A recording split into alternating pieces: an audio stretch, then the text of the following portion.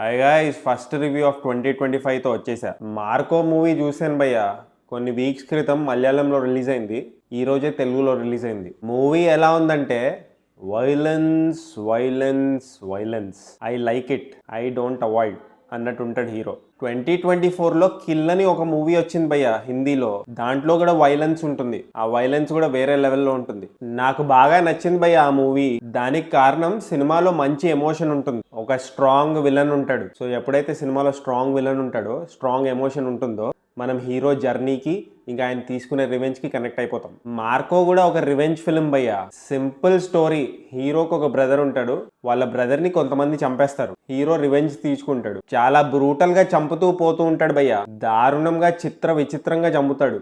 Different angles లో ఖండిస్తాడు. కానీ problem ఏంటంటే ఎమోషనలీ అంత కనెక్ట్ అవ్వలేదు భయ్య నేను. సెకండ్ హాఫ్ లో వన్ ఆఫ్ ది విలన్ ని చంపుతాడు.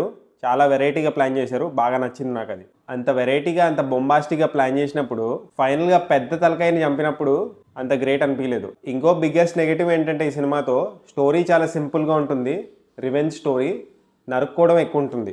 అండ్ ఇంకో నచ్చని విషయం ఏంటంటే భయ్య, ఈ సినిమాలో హీరోకి చాలా బిల్డప్ షాట్లు ఉంటాయి, చాలా స్లో మోషన్ వాకులు ఉంటాయి. అండ్ అంటే అంటే ఒక సిగార్ తీసుకొని వెలిగిస్తూ ఉంటాడు మాటికి. చాలా రిపిటేటివ్ అనిపించింది. అండ్ చాలా ఎక్స్పెక్టెడ్ ఉంటుంది భయ్య ఆ సినిమా. రివెంజ్ సినిమా అంటే ఏముంటుంది, ఒక మర్డర్ జరుగుతుంది, రివెంజ్ తీసుకోవడానికి హీరో వెళ్తాడు. చాలా రెపిటేటివ్, ఇంకా ప్రిడిక్టబుల్గా ఉంటుంది భయ్య.